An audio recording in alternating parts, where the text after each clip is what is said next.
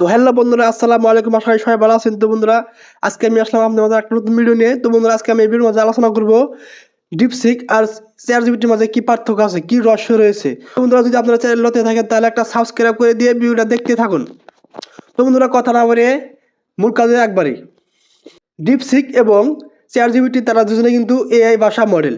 তবে দুজনের কিছু গুরুত্বপূর্ণ পার্থক্য রয়েছে, বিশেষ করে বাংলা ভাষার ক্ষেত্রে। তো বন্ধুরা, এখন আমরা আলোচনা করব ডিপসিক আর চ্যাটজিপিটির ডাটা ও জ্ঞানের মাঝে। চ্যাটজিপিটি বাংলা, ইংরেজি এবং অন্যান্য ভাষার উপরে কিন্তু বিশাল দক্ষতা নিয়ে প্রশিক্ষিত। বাংলা ভাষায় চ্যাটজিপিটির দক্ষতা বেশ ভালো, যদিও এটি ইংরেজি ভাষার তুলনায় কিছুটা সীমিত হতে পারে। ডিপসিক চীনা ও ইংরেজি ভাষার জন্য অপটিমাইজ করা হয়েছে। ডিপসিকের বাংলা ভাষার দক্ষতা কেমন এটা কিন্তু পুরোপুরি নিশ্চিত নয়। তো বন্ধুরা, এখন আমি আলোচনা করব ডিপসিক আর চ্যাটজিপিটির পারফরমেন্স ও দক্ষতা।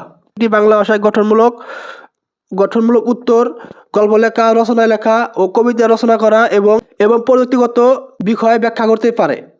ডিপসিক সাধারণত গণিত, কোডিং এবং যুক্তিবিদ্যার সমস্যাগুলোর সাধারণত বিশেষ দক্ষ হতে পারে। তবে বাংলা ভাষায় এর পারফরমেন্স তুলনামূলকভাবে কম।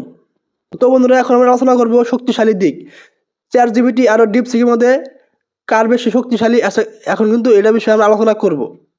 তো বন্ধুরা, এখন আমরা আলোচনা করব চ্যাটজিপিটি সাধারণত বাংলা ভাষায় স্বাভাবিক ব্যাখ্যা ও সৃজনশীল লেখা তৈরি করতে সক্ষম হয়।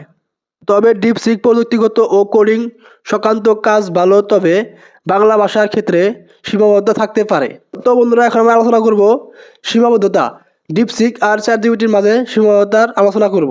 চ্যাটজিপিটি বাংলা ভাষায় কিছু ক্ষেত্রে ইংরেজির মতে নিখুঁত নয়, তবে বেশ ভালো মানে উত্তর দিতে পারে। আর ডিপসিক বাংলা ভাষার সমর্থন সীমিত হওয়ার সম্ভাবনা রয়েছে এবং ব্যাকরণগত ও ব্যাখ্যা গঠনের ভুল বেশি হতে পারে। তো বন্ধুরা, এখন আমরা আলোচনা করব কোনটি ভালো আর কোনটি খারাপ। চ্যাটজিপিটি আরও ডিপসিকের মাঝে কোনটা ভালো কোনটা খারাপ। যদি বাংলা ভাষায় লেখা বা কথা বলা ব্যাখ্যা করার দরকার হয় তাহলে চ্যাটজিপিটি ভালো পারফরমেন্স করে। যদি কোডিং, গণিত বা প্রযুক্তিগত সমাধানের দরকার হয় তাহলে ডিপসিক কিছু ক্ষেত্রে ভালো পারফরমেন্স করে, তবে বাংলা ভাষার সীমাবদ্ধতা থাকে। বন্ধুরা, ভিডিওটা কি ভালো লাগলো? যদি ভিডিওটা ভালো লাগা থাকে তাহলে একটা লাইক, কমেন্ট, একটা সাবস্ক্রাইব করে দিয়ে আর পরবর্তী এরকম ভিডিও দেখার জন্য আমার চ্যানেলটা সাবস্ক্রাইব করে পাশে থাকুন, হাতে থাকুন।